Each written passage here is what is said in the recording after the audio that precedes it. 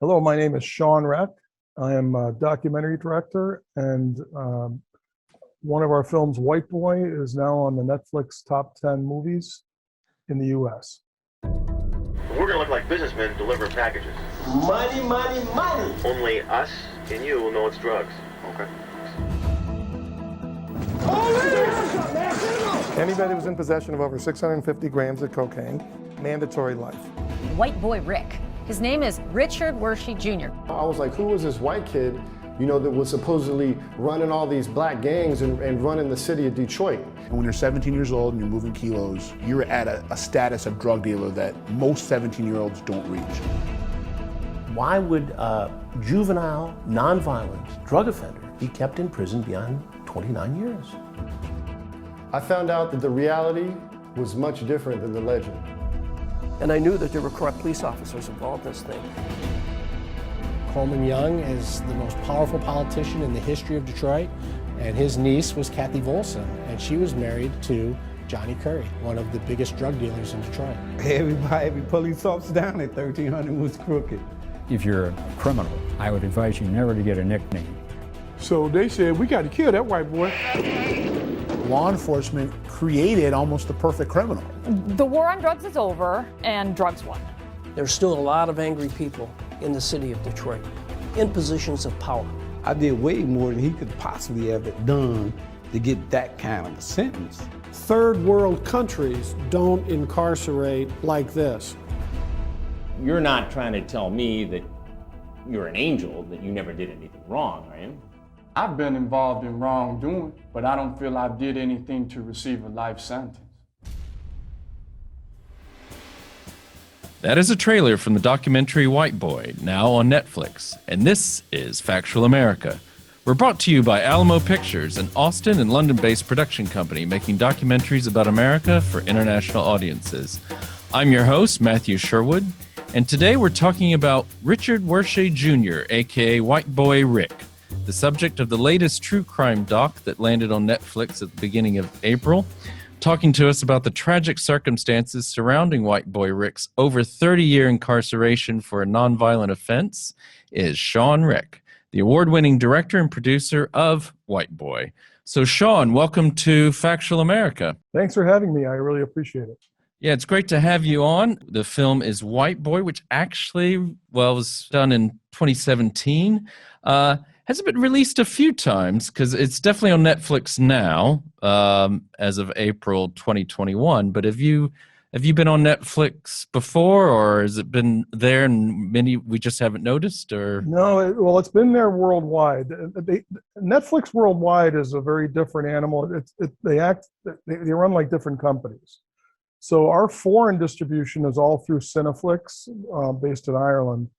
And they have a Toronto office. So they did a wonderful job of getting TV deals for White Boy throughout the world. I mean, they've dubbed it in German. It's on, Foxtel in Australia and New Zealand. It's been licensed all over the place. And it's been on Netflix in Europe, I think, for over a year now. Mm. The Netflix release in the United States is our second window. Our first window release was on Stars, but I'll tell you what, it may as well have just been released, because on April 1st when it hit Netflix, it exploded. It hit their top 10 list, and the tweets, it's trending. It's amazing what's happening. It's the power of Netflix. As you said in your intro, you're doing very well on Netflix. Yes, indeed, as well on social media, trending.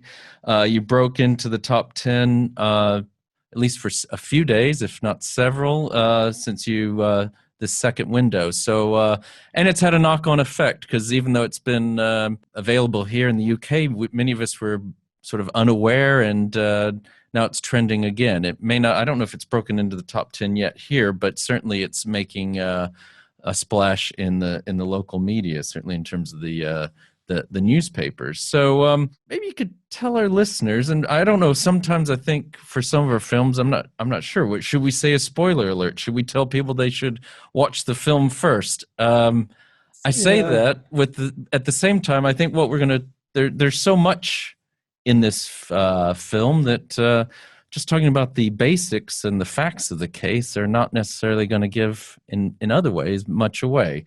But if you, just to say to our listeners, if you don't want to have any surprises whatsoever, and the film very craftily, sort of slowly unveils, I would say personally, I think this is a true crime doc that takes you to places that maybe are a bit unexpected when some people sit down to watch a true crime doc, and that's much appreciated. But with that big warning alert there, maybe, Shawn, you can tell our listeners who Richard Wershe Jr., well, I was going to say is, but certainly, what was his reputation? Who did people think Richard Wershe Jr. was? I actually first heard about him in the 1980s, just as a kid. Yeah. I believed that the lie that I heard, which was that there was some 15-year-old white kid calling the shots for a bunch of inner city, well-organized gangs in Detroit. And that is the lie. That's the legend that was created by the newspaper. And in some ways, it was fed to the newspapers and to the local news by the police. But you know how it works with television and news.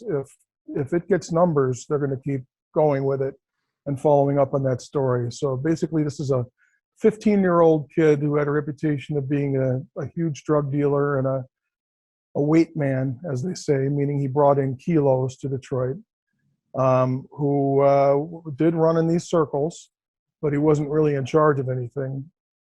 And he ended up running afoul of some very powerful people who made it their mission to make sure he was locked up and died in prison. That was their goal. And and he ended up, I heard about him when I was 15 or 16.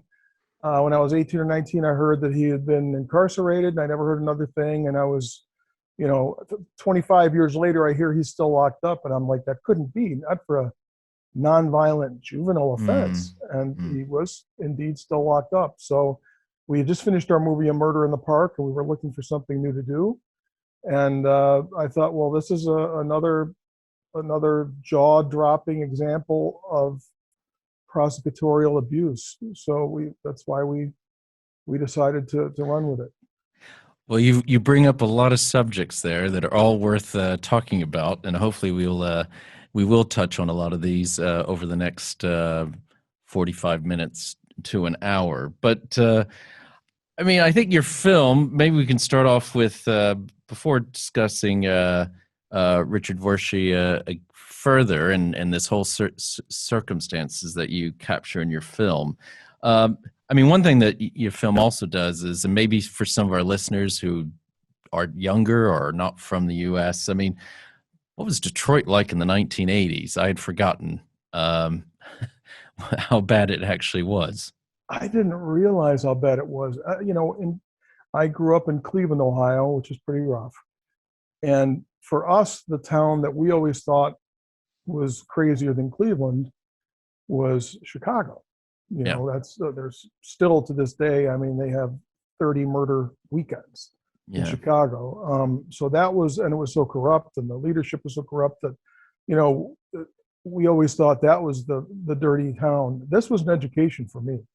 When I found out some of the things that we reveal in the film, my jaw at the ground, and I learned as we made this, nothing tops. I doubt there's any city that was more corrupt than the Detroit area in the 1970s and 80s.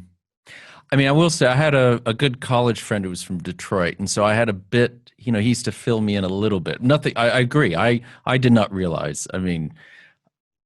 Many of us have seen the footage of how Detroit's, has fallen apart, and the flight away from the city, and the population, declining very quickly. But I was surprised. I wasn't aware of how bad it was, and I thought you captured that well. But as you're saying, there's this, we have White Boy Rick, his moniker. Which he hates, by the way. Well, I can imagine. And as your film talks about, really the worst thing to have is one of these catchy nicknames. But his legend was a gross exaggeration, as you've already said. I mean, supposed mastermind of the Detroit drug scene. I mean, that's almost, in some ways, it's insult and form of racism to the real masterminds. Absolute. It was absolute racism at the time, because when it was presented to me, it was like, can you believe they needed a white guy? And that is totally racist. And, you know, but the funny thing is, you're right, it was nothing close to the truth, but he was sentenced as if it was. Yeah. As if it were the truth. So that's what was so crazy about this case. And so what strikes me is he's caught in this no man's land, isn't he? So he's an informant, right? So he rats on the drug gangs and sends this Johnny Curry to jail and others. So they're after him, aren't they? Well, not now. No? You know, Rick called Johnny during our interview. He even called the hitman during our interview, which we'll get to soon, I'm sure. But no, he talked to those guys. Yeah, I'll tell you about the conversations when we get to that point, if you want. Yeah, no. Well, I mean, let's talk. Well, I mean, so okay, let's get back. I'm not going to let go of that, because that is very interesting. But I think certainly the feds and state law enforcement abandon him. Right? They leave him out to, you know, the FBI wants to keep him quiet because they were exploiting a child. As an informant. He was like sort of a foot soldier on the war on drugs. Is that fair enough to say? I think it's fair to say Agent Groman denies that he ever used him for drug buys or that he sent him to Las Vegas. But he says that was the Detroit police and other agencies who did that. But, you know, I think that if you do some digging, you know, I don't think everybody knew what everybody was doing at that point. And you know, he definitely was abused and was led down that direction. He may never have touched drugs were it not for the FBI. So, and I think you said is this web, you have even graphics that show this web of different jurisdictions and law enforcement agencies and federal agencies all involved in this war on drugs. And at some point there, they stop using him as an informant, and then he's kind of left on his own. And he's been in this world of, as you said, probably wouldn't have touched drugs if it hadn't been for this situation he had been in that I guess his father kind of introduced him. They taught him a trade. Yeah. They taught him a trade, and he was no longer an apprentice.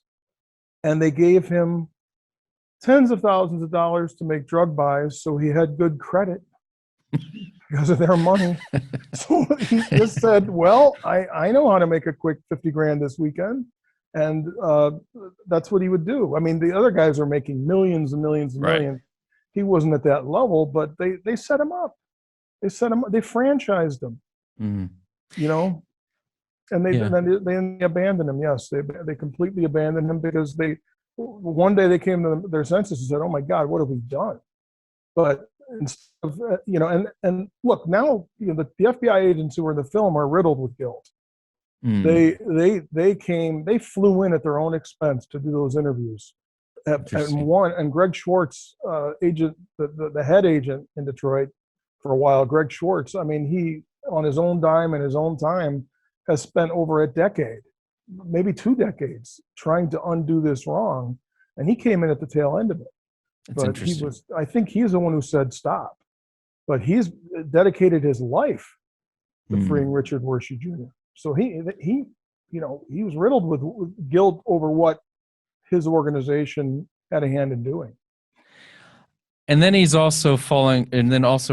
is falling afoul of the Detroit establishment, right? So Mayor Coleman Young. I mean, maybe you can say a little bit more about that. I'll tell you the story that we didn't put in the movie. Okay. There was an operation to get Coleman Young. It was called Operation Backbone. They named it Operation Backbone. You know, the agent in our movie says, because you had to have some guts to do these things. Yeah. But it was really because he thought the FBI were cowards. And they said, and they were debating whether they were going to go after Coleman Young, because they didn't want another Marion Barry. Exactly. That whole thing had just gone down. They're like, we can't go out targeting black mayors. He's like, look, if he's dirty, he's dirty. And they're like, no, these are bad optics. It was the first President Bush. He didn't want it. I think it was his call. And so they actually kind of squelched the whole thing and busted the corrupt officials, but not Coleman Young. They stopped short of Coleman Young deliberately. That's why it was called Operation Backbone, because he predicted they would have no backbone. It's actually an agent mocking his organization because they knew they wouldn't follow through. That's really interesting, and an interesting, honest slip of the tongue saying Marion Barry, because that was the reason. I changed the order. That was a slip. Sorry. No, because Marion Barry, actually, because I mentioned it to my wife. My wife's a DC native. I lived in DC for a couple years under Marion Barry, and it's quite. I hadn't seen anything like it since what little or interaction I had with the that era of Washington D.C.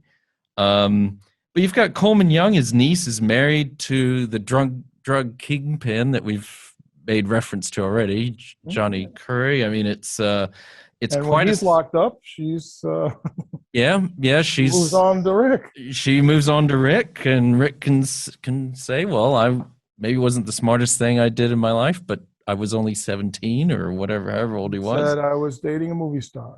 Yeah, exactly. Parallel. That was well put. You've got, I mean, this is amazing stuff. You got Gil Hill, who's Eddie Murphy's foul-mouthed boss in Beverly Hills Cop, and actually in real life is what was he, head of homicide? He was the head of homicide, yeah. And the revelations that the allegations, I mean, he's passed away and he can't defend himself. Okay, that's right. But the allegations made against him are staggering. Yeah. So, I mean, I think, and as you've said, allegations, I think you're very fair. You have people who say, look, I'm not aware of anything. I don't think. Some have not necessarily defended Coleman Young, the mayor, but said, look, I don't think he was. I thought it was just the people around him who were corrupt. So we don't really know the true answers for some of these things, but it's out there for people to make their own judgments. So you've got, so obviously there's some people that want to see Richard put away for a very long time, if not forever, I think, as you've already mentioned. There was this draconian law passed when legislators didn't know what to do about crack cocaine.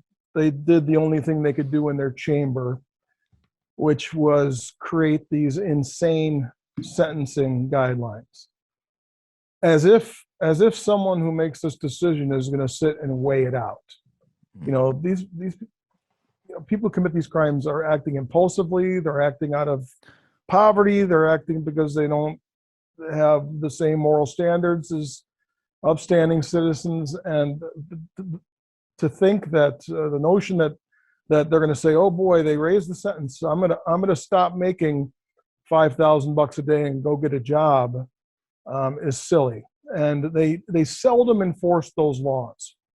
We bring up in the film that Tim Allen was prosecuted under those laws, but cracked a few jokes, and the judge said, "Hey, you've got talent," and sentenced him to a couple of years. And said, "When you get out, I want you to try comedy."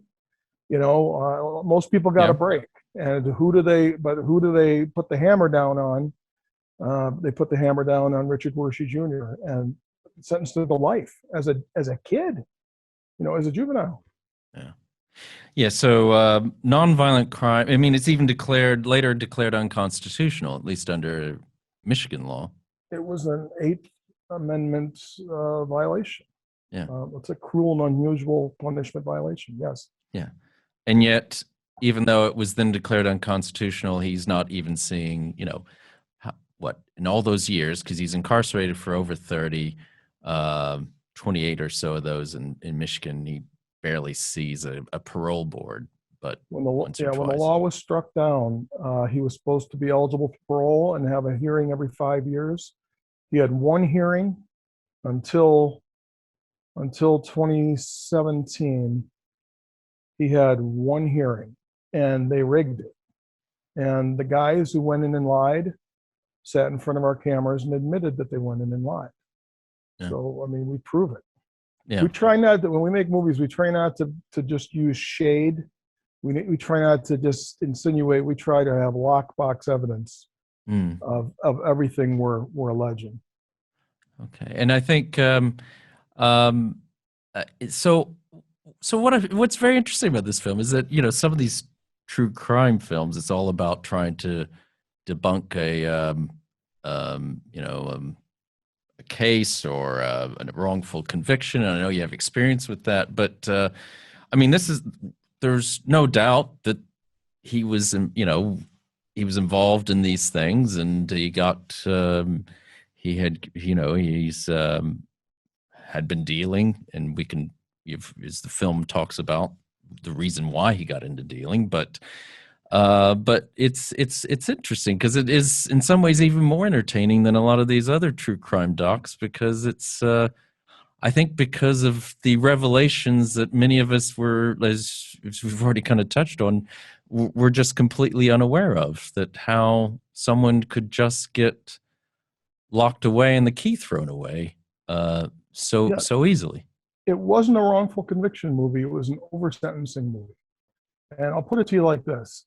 If the judge and jury never had known that Rick was put in business by the government and led down this path, his sentence should have been probably 5 to 8 years.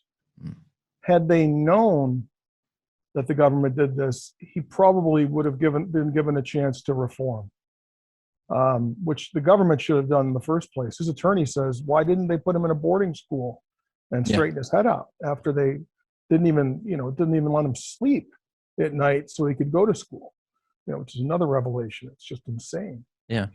I mean, it's one of those where you're just, my jaw was just dropping. I mean, this 14, 15-year-old kid, they're taking him out to nightclubs, having him finger people, and then expecting him to be back at school at 7, 8 in the next morning. And yeah, that was one of the. We try to drop a bomb about every 10 minutes when we make these things.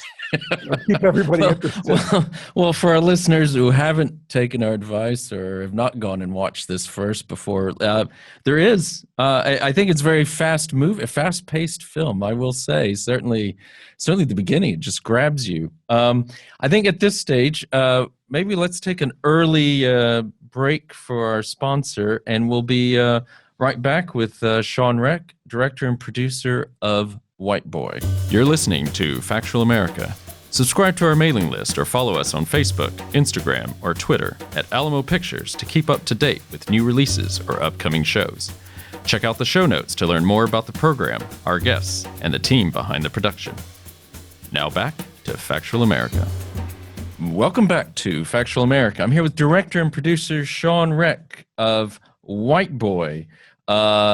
Second window of release, at least in the U.S., on Netflix from April 1st of 2021. It's for many of us, we didn't realize it was had been there all along, for about the better part of a year. I want to continue talking about, if you don't mind, talking about Richard Wershe Jr. And maybe you can give us an update on him, because I've seen even on social media, you've had to come out there and say, give updates on what, because a lot of people, this film stops in 2017. A lot of people are curious to see what's happened to him. News stories here in the UK about, his situation. Is there, so anything you want to say about his situation now and what he's up to? Well, sure. And this is a spoiler alert, I suppose. But you'll be, even knowing this, you'll be fully entertained watching the film. Yeah.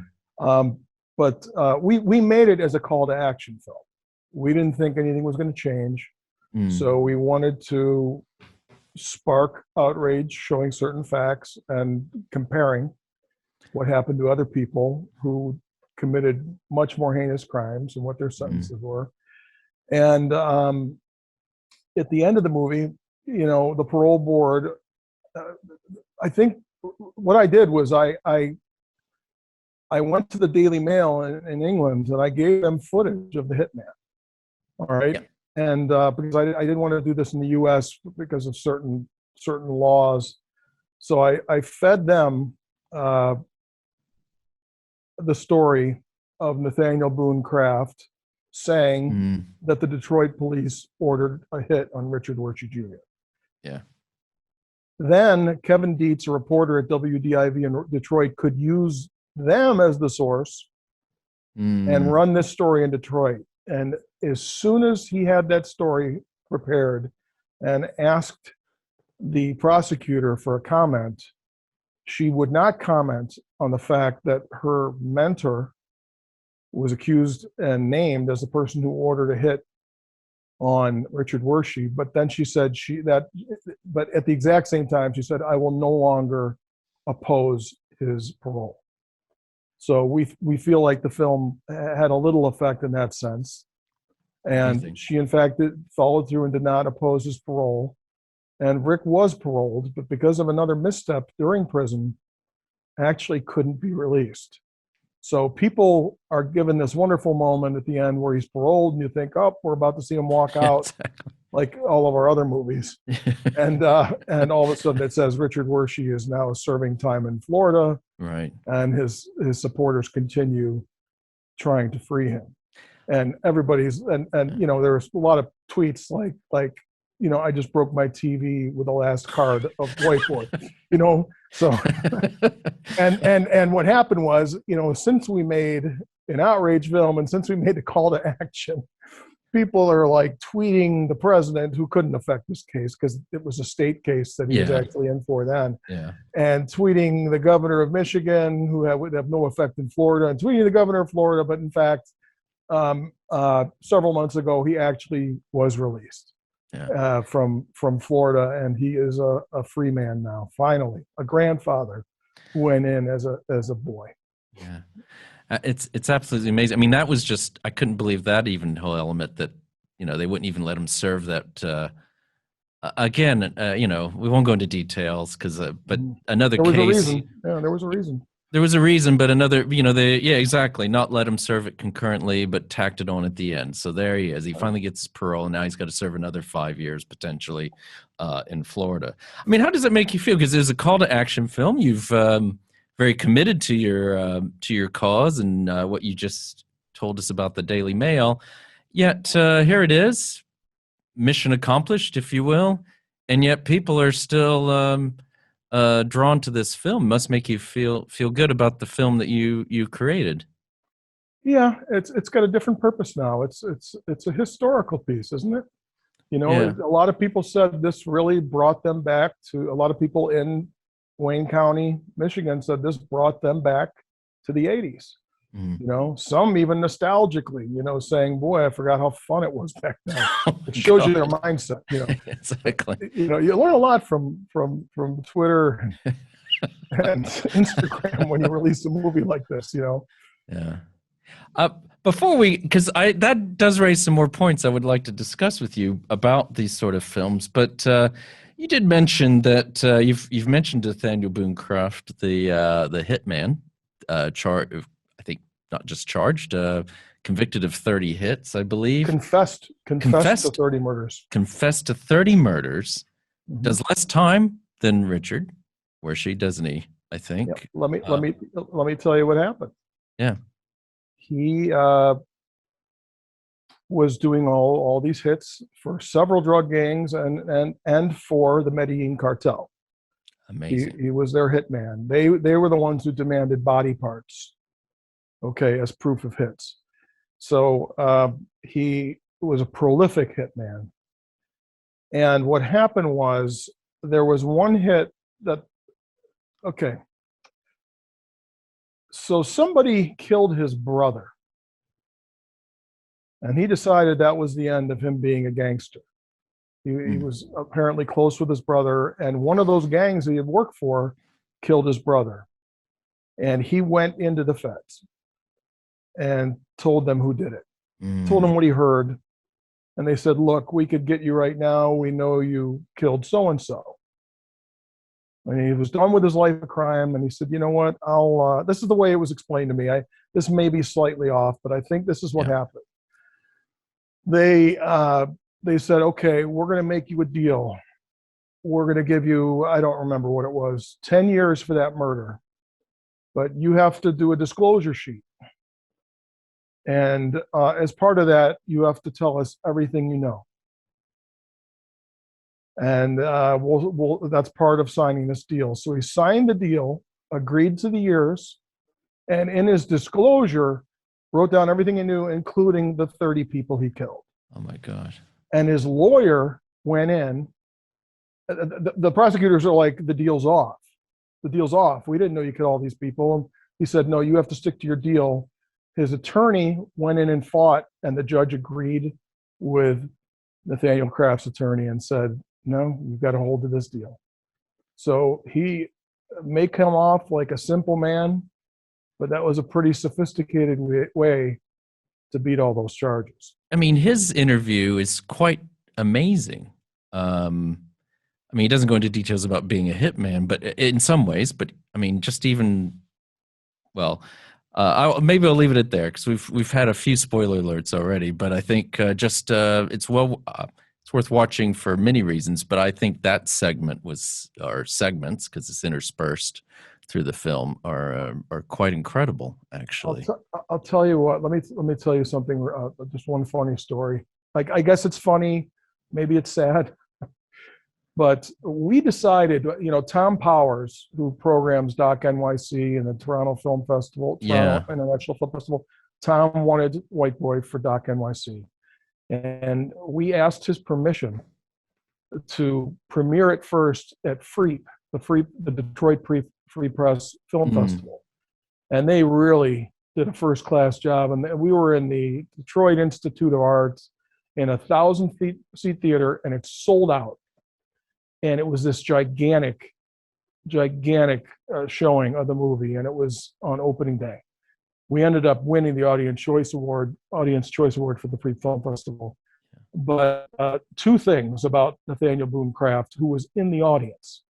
Nobody knew he was in the audience. So they're watching this thing, and about halfway through, somebody says something funny, and you hear this. I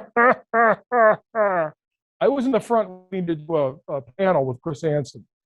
1,000 heads turned with horror on their face saying, "Oh my God, that's the guy." And they turn around and they see Nathaniel Boone Craft 2 rows from the back with about 8 family members laughing his butt off at some very dark joke. And everybody turned their heads and everybody looked different after that. But I'm going to tell you something else. Afterwards, picture like the steps that Rocky ran up in the movie in Philadelphia. The front of the Detroit Institute of Art has like some steps like that, if I remember correctly. Nathaniel Boone Craft was on the steps taking selfies with people for an hour. He was the star of that movie. I want to make a scripted film about his life so badly, but it's just, it's tough to work things out sometimes. I would still like to do it. He almost reminds me of some Hollywood actor, there are a couple of them who would be perfect. One, Tiny Liston, I think, just passed away. He would have been good. Believe me, I've been thinking about that. But isn't it weird that the most likable character killed 30 people? What's wrong with us? But he was probably the most likable guy in the movie. It's an interesting one. I should say entertaining. Maybe not. Maybe entertaining's better, but he's interesting. We don't need to get into theological discussion, but he's talking about, I think towards the end there, he says, "Well, I know I'm going to hell," but, he kind of, I stopped the camera when he said that. Did you? And I said, we're making a movie about the gospel right now. I'm being educated. And I said, I just want you to know that that's not true. I want you to know that that's not true. You don't have to go to hell. He just kind of shrugged his shoulders. Interesting. Yeah. Yeah, because I had this similar thought in my head as well. That's very interesting. Well, you mentioned too that while you're interviewing him, Ricky Richard Wershe actually called him on it. Is that right? When you were interviewing him? Richard Wershe called Nathaniel Craft during the interview, and it was like old chums week. Like they were just laughing, and he's like, it was like, sorry about that, man. He goes, there's no hit on you now. I don't give a crap, and I don't do that anymore, and it's cool. I have no hard feelings. That was an amazing moment. And but I'll tell you, the more amazing moment was that Rick called Johnny Curry during his interview and said, Johnny, I'm going to get out eventually. I hope we don't have a problem. And Johnny said, Rick, the way I see it, that was a different life, and we both survived it. Interesting. And that's what he said to him to put him at ease. He said it was a different life. We both got through. You were a stupid kid. You didn't know what to do, and it sounded to me like he forgave him. It's interesting. Or that they forgave each other. But I can't speak for Rick. Well, it's almost like veterans of a war that were on opposing sides. It's like when it's like when the old timers go visit the Japanese guys on the islands. Yeah, what I mean. I mean, so Richard's out. I mean, has he benefited at all from like this? Can he benefit from? We know that this scripted Matthew McConaughey film came out a couple of years ago. That's nominally it's based on his life, but they took license with it. Jan DeMange and Scott Franklin and Scott Silver, the writer. He also wrote the Joker movie. These are big time guys. They came into our office and watched cuts of this and gave us notes. They were awesome. They didn't see us as competition at all. Because they were filming that in Cleveland where we are. So they were incredible partners, and with us, we thanked them in the credits. And Jan DeMange, who now English people would know him for producing Top Boy, he said, "Hey, we're taking license. We have to make this entertainment. So if anybody says this isn't true to the story, I'm going to say just watch Shawn's doc." I said, "Cool." Yeah. Well, I think that's an interesting point, because I've been privy to conversations where people are saying, "Well, I want to make this doc, but I know there's this scripted narrative coming out. Are they? But there's really no conflict there, is there? If it's done right, I mean, no. Usually a doc precedes the scripted. Usually, but I just, they knew we weren't going to hurt them. Yeah. We weren't gonna hurt them. When you have Bel Powley and Matthew McConaughey and Bruce Dern, I mean, that was a big deal. And the writers behind the Joker and stuff like that. Yeah, you're gonna exactly. Well, and Scott Franklin, is Darren Aronofsky's partner. These are big people in the business. Getting back to some of your film, and some of the themes you were actually touching on before we kind of. I gladly digress to talk about some of these other characters. One thing that comes up, and I think it's this role of journalism in the justice system. I think it's something that even comes up. I'm not going to take credit for this. I think it's in one of your bios, actually. But that maybe you could tell us a little bit about what your experience having made these sort of films over the years. And I think it's a subtle, often unexplored part of the genre about the role of journalism in the justice system. Well, I'll tell you the whole arc. The first movie we made was called A Murder in the Park, and we attempted to expose something called the innocence industry, which some people describe as a cabal between attorneys who make an awful lot of money getting people out, and journalists who act as their PR machine. And we focused on Northwestern University at the time with the Anthony Porter case. That's what A Murder in the Park is about. And we found out that, the guy who wrote the most about the case and called for the release never read the police report and saw that there were other witnesses. And I realized that journalists sometimes lean so hard on their sources that they don't, if they have a couple wins with them, with other stories, they stop fact checking. So we were critical of that. We were critical of the media's role of the railroading of the guy we thought was innocent. And in Detroit, you know, it wasn't as egregious in Detroit because it was the police and other government people who were feeding bad info to the media. So I'm not going to say it was as egregious as the Chicago situation we dealt with. And now, interestingly enough, if you don't mind, you know, we're making a 10-part docuseries that analyzes the murder of Teresa Halbach and the series Making a Murderer. We actually are making a docuseries about a docuseries. And that was next on my list, by the way. Yeah, so feel free. So here's the deal. I watched Making a Murderer. Making a Murderer helped our films. Making it, because when everybody wanted more of it, I watched it and loved it, okay? And I was outraged. Yes. And, you know, all of a sudden, all these lists were popping up.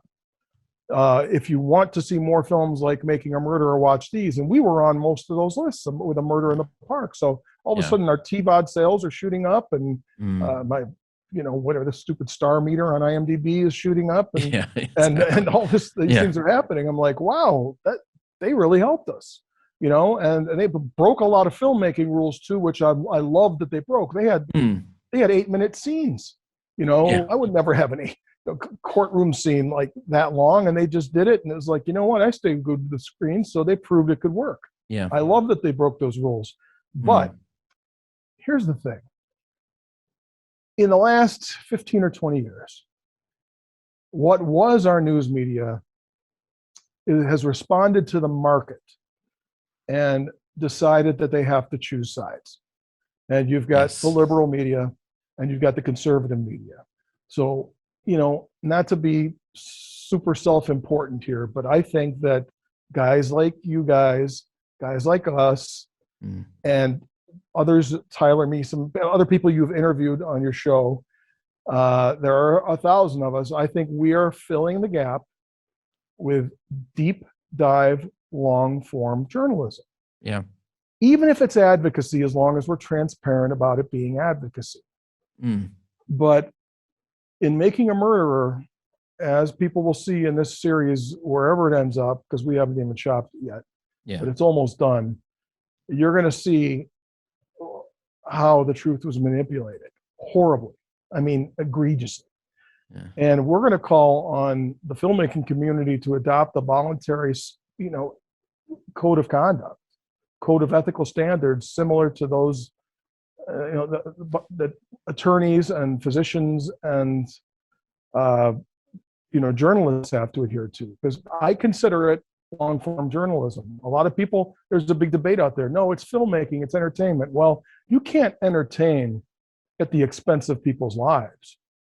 And Making a Murderer destroyed people's lives. So we're just going to tell the whole story, but we're also going to look at we're going to criticize, you know, the filmmakers, to be honest with you, and show why. You know, we don't shade, we show very hard evidence. And then we're going to just start a discussion, hopefully. So that's the big thing. That's the project that, you know, there are 12 people here full time. 6 of them are working on that project and have been for 4 years. That's our Gone with the Wind. You know, it'll be done close to the end of the year. But yeah, so everything we do some Christian films too. We did American Gospel, Christ Alone, American Gospel, Christ Crucified. That's sort of its own little division, okay? But everything else, there's always an element of media analysis. And again, not to sound too high-minded, but of correcting history and correcting the record. I agree, and I think that's, I mean, if speaking personally, I will say, I find myself just often lost because, as you say, there's media's now. If it was, maybe it was always slanted in different ways, and then definitely had more of a rise of conservative media. But then it's become, well, one way of saying it is it's become some people have said it's become actively partisan, but I think I like the way you say it. It's whether it's partisan or not, they definitely choose sides now, and then that narrative is the lens they see everything through. They choose sides and they preach to the choir. They are not changing hearts and minds. Exactly. They have their echo chambers. Ideas. Yep. And so I have found that what I like about meeting people like yourself and other great documentary filmmakers, I sense, you get in these discussions and I can sense I pretty good idea of who he voted for and who she voted for and things like that. That I don't mind that. What I do find is that the good filmmakers are not hacks. They go for, they may have their own political or philosophical viewpoints on life, but when it comes to actually trying to get to the truth of things, I think we are all, as you say, trying to become the long form journalists that are lacking. Right, out there. but we can't betray that trust, and that's why I'm worried for our industry, and that's why we're making this piece. And it may be as big as Making a Murder, or it may be something they show at film school. I don't know, but it's believe me, it's all 10 hours are as entertaining as White Boy when this thing comes out. Well, I hope so. I mean, I'm looking forward to it. I mean, one thing I was going to say, and you've already answered that. Do you think true crime docs bear some blame? I mean, the one thing I have now, I've watched Making a Murder, and this is not about, as you said, you really like, there's a reason I watched it. If I didn't find it enjoyable, I wouldn't have watched more than a couple episodes. And now try to get into the second season. I'm a little bit late to it, but it seemed to me even there the filmmakers realized, even in that first season, that it seems sometimes you realize, well, my wife commented, well, what about the victims here? There's a lot of stuff that seemed to get kind of lost by the wayside, and I guess that's what you were calling it Convicting a Murderer, but is it just going to be called Convicting it's now? Called Convicting because they convicted someone too, the filmmakers. Okay. So I'll let that out of the bag. And the public convicted other people as a result. By the way, if you go, and there are so many Redditors who spend so many hours of their lives on this Stephen Avery, what they perceive as an injustice, okay? If you go on there, 99% of the arguments that they make were not in the film. This is like newly discovered stuff. This is like if you watch Don't F with Cat, how it took on a life of its own, or there was another documentary about the Boston Marathon bombings and what happened on Reddit. It's like that. It took on a life of its own. They've already actually discredited most of what was in Making a Murderer, that community. They have a list of rules. It's like, we already know the blood vial was irrelevant. We already know this, that. So it's like, here are the things we accept. Almost like in a lawsuit, the declarations that both sides are willing to agree on. So they know that most of the points brought up in the original series aren't valid anymore.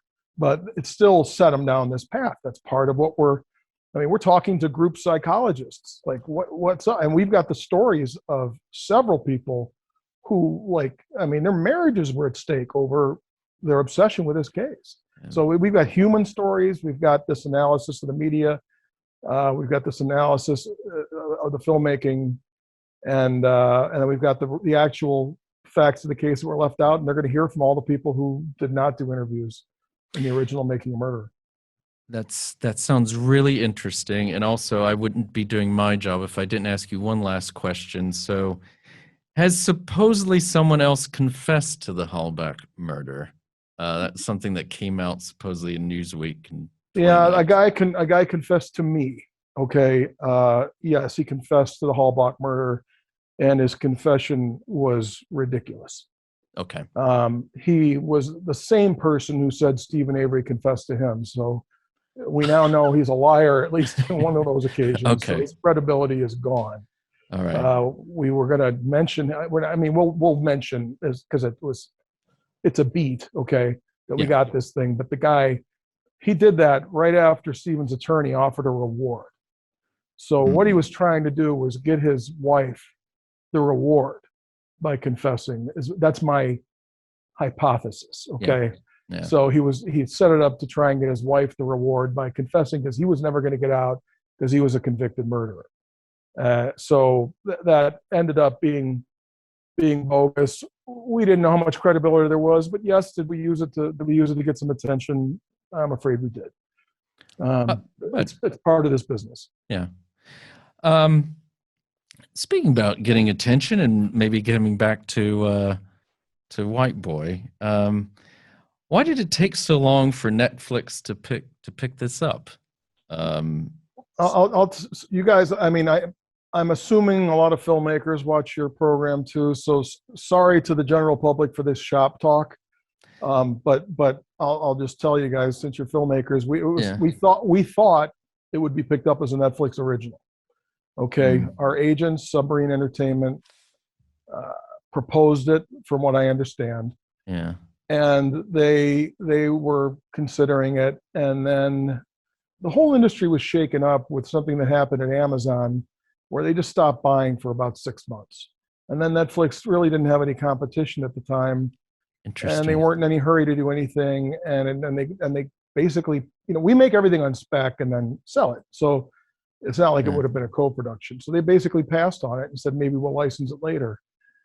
I was really frustrated. So we went to an aggregator. We didn't even do any deals. I self-released. We were number 1 on iTunes, and, trending a little bit back then in 2017. So we squeezed the lemon there, trying to get our budget back, and succeeded.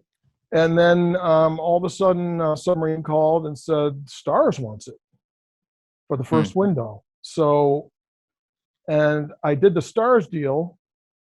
And then my aggregator, Nick Sava at Giant, says, Netflix wants it. I said, I just did a Starz deal. And he said, okay, they'll take the second window. So, second window pays a lot less. I really wish the first window would have been on Netflix, but thanks to Starz for airing it for that 18 months. But as soon as it was off Starz, that's when it hit Netflix. But honestly, this is like it was just released, because the difference is so profound when it hit Netflix. It's just, you can't argue that it's the most ubiquitous network with the most eyeballs in the world. Well, I think there's that great Ricky Gervais bit from the Golden Globes a couple years ago when he basically said, shouldn't we just give all the awards to Netflix? Yeah. I love watching those. I watched the culmination of all of his openings. Yeah, I love it. Yes, I saw that. Exactly. I mean, I think we're all going to talk a little, because we do a little bit of shop talk, and then I do want to get back to some of the issue, a few more issues of the film. But it's even said in your official bio, you're advocate for self-distribution, but all of his films have eventually been licensed to major streaming platforms and networks worldwide. Maybe could you explain and expound on that a little bit? It started with White Boy. I was so frustrated that Netflix wasn't going to pick it up that I said, I don't trust this process. I don't trust the bundling process. If an aggregator, and look, I love Submarine and I love Giant Interactive. That's our agents and our aggregators. And I love Cineflix, our foreign agents. They're all awesome and great to deal with. IFC was great to deal with on our first film. Okay, so I'm not saying this ever happened to us, but I worry because a lot of these companies are owners of some of the films they're repping. Okay, they're owners, they're executive producers of some of the films. So when they bring a package of 15 films, and Netflix says, well, okay, we'll give you $30 million or without $10 million. They get to decide the tent poles, and they can pick their own and say, look, these are the things that carried the deal. They happen to be the things that they own. So no, we're not splitting this evenly. You're going to get X. Yeah. And because so many of us documentary filmmakers act like we're so desperate for the attention, we say yes to the first offer. We've got to stop doing that. So I'm an advocate for self-distribution because before we didn't have anywhere else to go. Now we have an option. So it's like, no, we can just have a relationship with the viewer. And if you're PR savvy, which we've learned to be, and you can get the word out about your project, people will pay the $4 to rent an entertaining movie. Or now with, AVOD, they'll sit through a few ads to watch your movie, and you can get monetized that way. Yeah. So I just love having a backup plan. I know that if I don't get the right offer for Convicted, we have a backup plan. Nobody has to buy it, and it will be in almost every home in the world. Yeah. I'm not going to tell you what the plan is, but we've always had that backup, but we've never spreaded it. Yeah. We're going to offer it to Netflix first because it's kind of their brand, right? So we'll offer it to them, and then if they don't want it, cool. Others have reached out wanting it. They're big players, so that's we didn't even send them a clip yet. So, but I'm an advocate for self-distribution. So whoever we're dealing with knows we have other options, and you can, we made this Christian film, American Gospel, Christ Alone. My creative director is a devout Christian with a very straight walk who believes in a specific, and as I do, although I'm a really lousy example of a Christian, but he believes in a specific form of Reformed Christianity. And he went through a process of learning and unlearning some what he considered errors. And we made this movie called American Gospel, and everybody kind of were like, yeah, give it to Pureflix. And I was like, no, we could do something with this. I think I didn't know what it would do. He asked me if I would make that film he made the film. It was all his work, and we just paid for it. Okay, but I didn't know what it would do. I thought it was almost like a donation to thank him for being such a loyal guy who started as our first intern. Right. Now he could go to Hollywood any day he wanted. Yeah. And American Gospel comes out. It may be the highest grossing independent self-released doc in history. I mean, it's millions of dollars has been grossed on this thing that I thought was a throwaway. So much so that we have a sequel that came out afterwards. It's a success. We have 2 more coming the end of this year, and we started a streaming network called Watch AGTV that is now profitable just from that endeavor. So we didn't need anybody. And guess who licensed American Gospel? Netflix. Did. Yeah. So like even they saw that there was kind of an audience for this. So I'm not to sound cocky, but it's just like they treat you like you work at Starbucks and that you're going to get excited about in advance. That's 1/3 of what you paid to make the film. And I refuse to do it. And I think we should all refuse to do it. I sound like a union leader, but I mean, we have to stop giving our work away.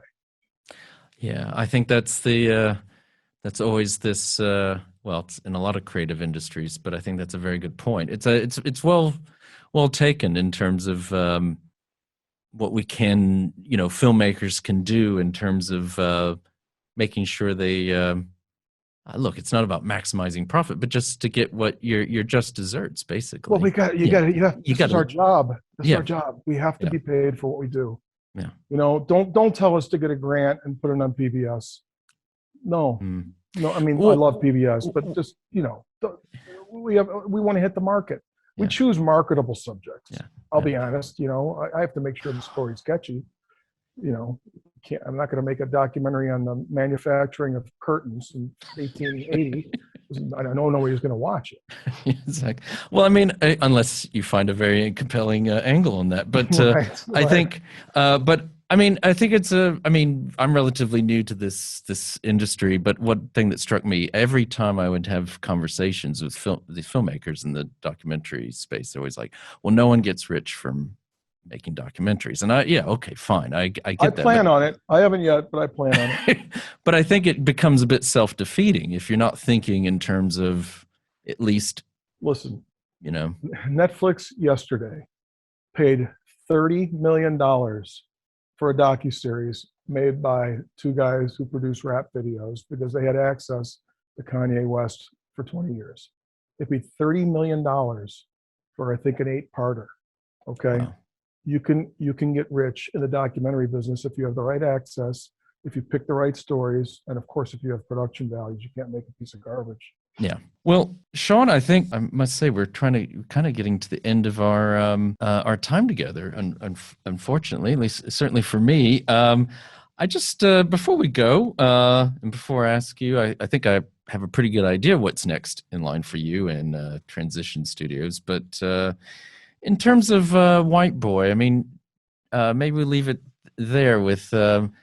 What do you want its legacy to be? What is it? I mean, you've now done more than a few of these. Does it have anything to say about what needs to happen with the criminal justice system in the U.S. and what can be done?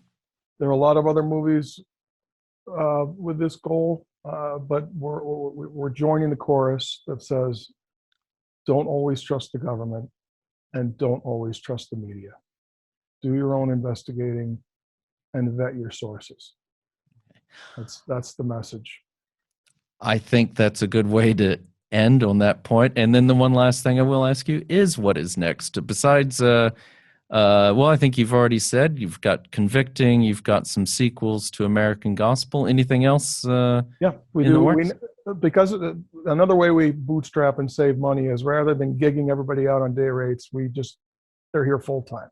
And we pay salaries. So we have to have, because there are peaks and valleys in production and post-production, we always have to have multiple projects going. So we've kind of settled at always having either 5 going at a time, either movies or series. Interesting. So it's very odd. Six projects are all ending this fall. So Wow. we're gonna be releasing a series on the murder of the nuns in El Salvador in 1980. 2 New York and 2 Cleveland nuns were murdered in El Salvador, and it's a crazy story, and we believe the working title Salvador, and that'll probably stick. We've got a movie about a girl in Indiana University who went missing 10 years ago. She was from New York City. She was a young, from a wealthy family, and all the suspects in the case are young people from wealthy families, and it seems like there might be a bit of a cover-up or a possible conspiracy going on. We're going to examine that. That's called Missing Lauren Spearer. Okay. We've got the 2 gospel films, and we've got an unbelievable story called Wrong Cat, which is a docuseries that we're going to finish up, which is about the longest wrongful conviction in U.S. history, with tentacles. This case has tentacles that go all the way back to the execution of Fred Hampton and his bodyguard, Mark Clark, in Chicago in 1969. Amazing. Wow, that's quite impressive and much appreciated, because the number of times I get filmmakers who tell me, well, I really can't tell you what we're working on next. Well, Shawn, it's been a pleasure having you on. Being on, thank you. Really, really nice to meet you and get to know your stuff a bit better and to find out more about you and the film in question, which is White Boy, and also Transition Studios there in Cleveland. So if we haven't scared you off when one of those next projects drops, we'd love to have you on again. Definitely. I'll be happy to be on. So I want to thank Shawn Rech again, the producer and director of White Boy, which is streaming on Netflix worldwide. If you have any questions regarding how you can become a documentary director and producer like Shawn Rech or other roles in the industry, I recommend you check out careersinfilm.com to learn more about careers in the film industry. Want to give a shout out to our engineer, Freddie Besbrode, and the rest of the team. This is Distorted Studios in Leeds, England.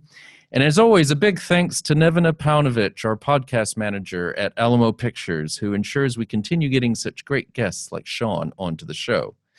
And finally, a big thanks to our listeners. As always, we love to hear from you, so please keep sending us feedback and episode ideas, whether it is on YouTube, social media, or directly by email. And please remember to like us and share us with your friends and family, wherever you happen to listen or watch podcasts. This is Factual America, signing off. You've been listening to Factual America. This podcast is produced by Alamo Pictures, specializing in documentaries, television, and shorts about the USA for international audiences. Head on down to the show notes for more information about today's episode, our guests, and the team behind the podcast. Subscribe to our mailing list or follow us on Facebook, Instagram, and Twitter at Alamo Pictures. Be the first to hear about new productions, festivals showing our films, and to connect with our team. Our homepage is alamopictures.co.uk.